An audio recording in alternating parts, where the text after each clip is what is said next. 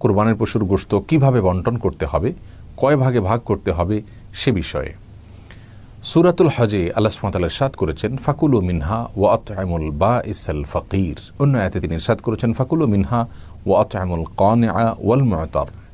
যার অর্থ হলো, তোমরা কোরবানির পশুর গোশত থেকে নিজেরা খাও এবং তোমাদের প্রতিবেশী, আত্মীয় স্বজন বা যারা দুস্থ নন এ ধরনের মানুষদেরকে খাওয়াও, হাদিয়া দাও, এবং যারা দুস্থ, অসহায়, গরিব মানুষ তাদেরকে দান করো।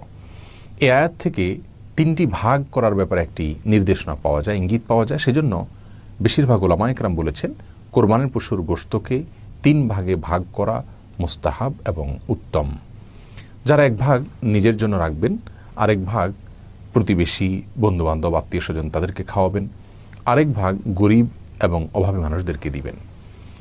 কেউ যদি তিন ভাগ পুঙ্খানুপুঙ্খরূপে না করতে পারেন, নিজের ভাগে একটু বেশি রয়ে গেল, দানটা একটু কম করলেন, তাহলে সেক্ষেত্রে কোনো প্রকার সমস্যা নেই, এর জন্য চিন্তিত হওয়ার কোনো কারণ নেই। কারণ পুঙ্খানুপুঙ্খরূপে তিন ভাগে ভাগ করাটা কোনো আবশ্যক বিষয় নয়। আপনি অনুমান করে তিন ভাগে ভাগ করতে পারেন, অথবা দুই ভাগেও ভাগ করতে পারেন, অথবা ভাগ নাও করতে পারেন, কিছু দিলেন আর বেশিরভাগ রেখে দিলেন, বা বেশিরভাগ দিয়ে দিলেন সামান্য কিছু রেখে দিলেন, সেই স্বাধীনতাও আপনার রয়েছে। যার কারণে কয় ভাগে ভাগ করব সেটা পুঙ্খানুপুঙ্খরূপে হলো কি না সে বিষয়গুলো নিয়ে আমাদের দুশ্চিন্তা করবার কোনো কারণ নেই।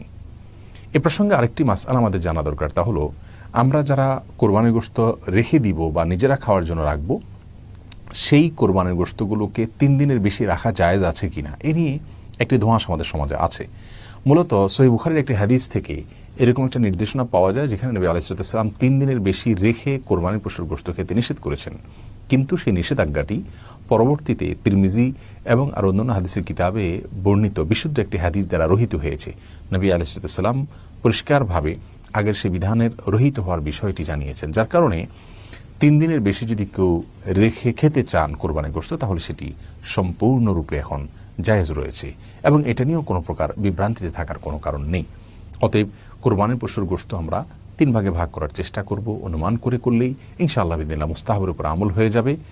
আর আমাদের দেশে অনেক সমাজের একটা ভাগ নামে ভাগ তোলা হয়। যেমন কেউ কোরবানির পশু জবাই করেছেন, তার পশু থেকে 3 ভাগের 1 ভাগ তারা তুলে নিয়ে যান এবং তারা পরবর্তীতে গরিব দুঃখীদের মাঝে বন্টন করে দেন। সন্দেহাতীতভাবে এটি একদিক থেকে ভালো যে সামাজিকভাবে গরিব এবং অভাবী মানুষের কাছে গোশত পৌঁছে দেওয়া হয়, কিন্তু এর আরেকটা খারাপ দিক হলো, যিনি কোরবানি করেছেন তিনি হয়তো তার পরিচিত কোনো গরিবকে দিবেন, অথবা তিনি হয়তো গরিবকে এখন দিবেন না, ফ্রিজে রেখে পরবর্তীতে দিবেন, খাওয়াবেন, অথবা গরিবকে 3 ভাগের 1 ভাগ পুরোপুরি দিবেন না, যেহেতু ইসলাম তাকে স্বাধীনতা দিয়েছে। কিন্তু সমাজ যখন তার কাছ থেকে ওইটা নিয়ে যায় এবং এক প্রকার লজ্জায় পড়ে হলেও তাকে দিয়ে দিতে হয়, বা সিস্টেমের মধ্যে পড়ে হলেও তাকে দিয়ে দিতে হয়, তখন কিন্তু বিষয়টি কোনো কোনো ক্ষেত্রে হারামের পর্যায়ে বা নাজায়েজের পর্যায়ে, গুনাহের পর্যায়ে চলে যায়। তার কারণ হলো ওই ব্যক্তির যদি মনে সন্তুষ্টি না থাকে, কিন্তু সমাজের চাপের কারণে দিয়ে দিতে হয়, তাহলে কিন্তু সেটি কোনো অবস্থাতেই জায়েজ হবে না। বিধায় এ ধরনের সমাজের ভাগ তোলার ব্যাপারটি আমি বলবো ভালো, কিন্তু স্বাধীনতা দেওয়া উচিত, যে যতটুকু সেখানে দেয় পরবর্তীতে সামাজিকভাবে সেটাকে বন্টন করা হবে। বাধ্য কোনো অবস্থাতে করা উচিত না, বা সিস্টেম বানিয়ে নেওয়া উচিত নয়, যার ফলে মানুষ একরকম অঘোষিতভাবে বাধ্য হয়ে যায়। তাহলে কোরবানির পশুর গোশতকে আমরা 3 ভাগে ভাগ করার চেষ্টা করব, যদি করতে পারি ভালো, আর যদি পুঙ্খানুপুঙ্খরূপে নাও করতে পারি, এর জন্য চিন্তিত হওয়ার কোনো কারণ নাই। নিজেরা খাবো, গরিব দুঃখী অভাবী মানুষের মধ্যে বিলাবো, এবং আত্মীয় স্বজন সহ অন্যান্য যে মানুষগুলো আছে তাদেরকেও দান করব। আল্লাহ তাআলা আমাদের সকলকে সুন্নাহসম্মত উপায়ে রাসূল করিম সাল্লাল্লাহু আলাইহি ওয়াসাল্লামের পদ্ধতি অনুযায়ী প্রত্যেকটি আমলকে সম্পাদন করার তৌফিক দান করুন।